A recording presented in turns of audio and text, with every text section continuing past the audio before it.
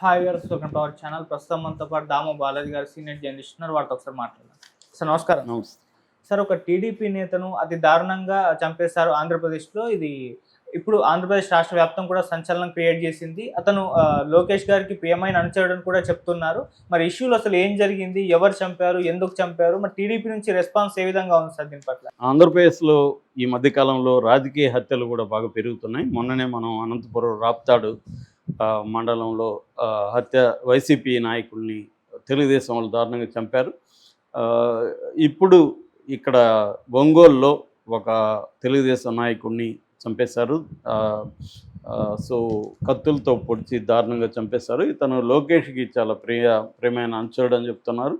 ఇతని పేరు మొప్పవరపు వీరయ్య చౌదరి, 50 ఏళ్ళు. ఈయన గతంలో నాగులుప్పలపాడు ఎంపీపీగా ఉన్నాడు. వీళ్ళది నాగులుప్పలపాడు మండలంలో అమ్మనబురోలు అనే గ్రామం.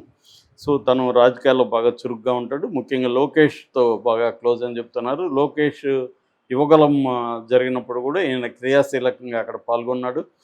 ఒక వీడియో ఇప్పుడు వైరల్ అవుతుంది. అదేంటంటే లోకేష్ పైన నిలబడి ఉన్నాడు, ఈయన కింద నిలబడి ఉన్నాడు. ఈయన స్లోగన్స్ ఇస్తున్నారు.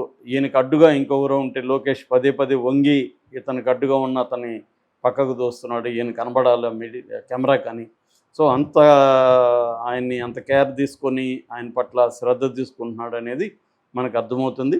సో ఈయన వీళ్ళ భార్య కూడా ప్రజెంట్ చౌటుపాలెం ఎంపీటీసీగా ఉన్నారు. ఇద్దరు కూడా రాజకీయాల్లో ఉన్నారు. ఈయన గతంలో సంతనూతలపాడు నియోజకవర్గానికి ఇన్ఛార్జిగా కూడా ఉన్నాడు. ఇప్పుడు అధికార ప్రతినిధిగా కూడా ఉంటున్నాడు. పైగా ఈయన మాజీ ఎమ్మెల్యే, మాజీ జడ్పీటీసీ అధ్యక్షుడు. ఈదర హరిబాబుకు మేనల్లుడు అని చెప్తున్నారు. ఈ న్యూస్ వినగానే హరిబాబుకు కూడా గుండె నొప్పి వచ్చింది, ఆయన హాస్పిటల్లో చేర్చారని చెప్తున్నారు. సో ఇది ఎలా జరిగింది, ఎందుకు జరిగింది అనేది మనం చూస్తే, మొన్న హైదరాబాద్కి వచ్చున్నాడు. హైదరాబాద్ నుంచి మంగళవారం ఆయన ఒంగోలుకి వచ్చాడు.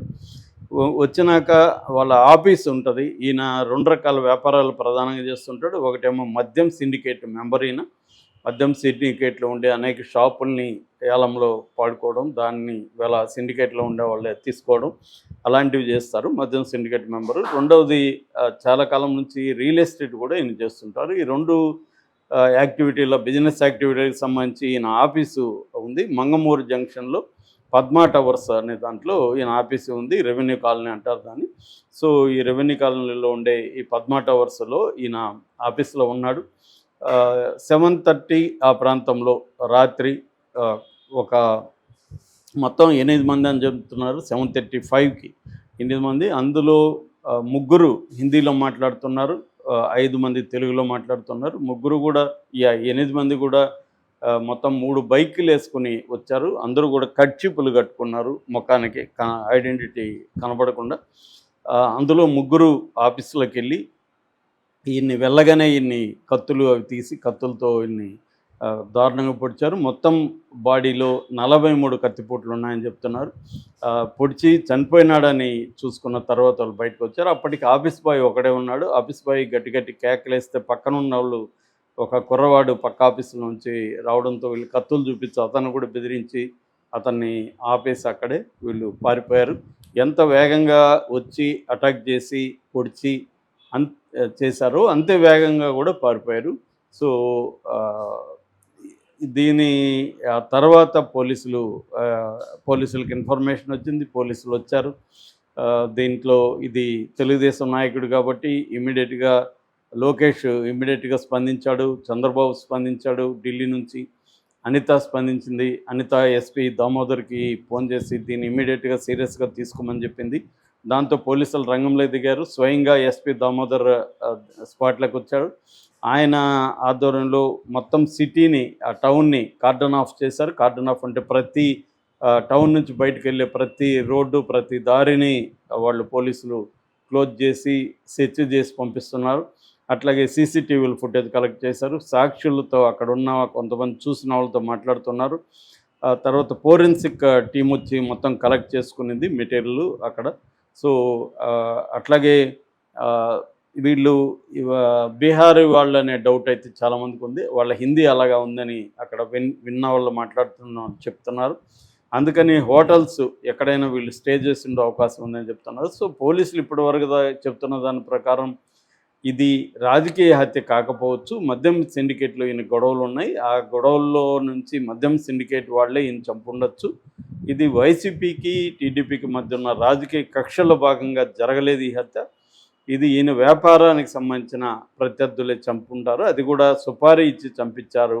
వీళ్ళు చంపిన వాళ్ళు ప్రొఫెషనల్స్, వాళ్ళు చాలా ప్లాన్డ్గా రెక్కి చేసినట్టుగా అర్థమవుతుంది. అంటే ఈయన్ని ఎక్కడ అటాక్ చేయాలి, ఈయన ఏ టైంకి ఆఫీస్లో ఉంటాడు, అటాక్ చేసిన తర్వాత ఎస్కేప్ రూట్స్ ఏంటి, ఎట్లా మనం వెళ్ళాలి, బైక్ని దొంగిలించారా లేకపోతే వీళ్ళవేనా బైక్లు, అవి కూడా తెలీదు.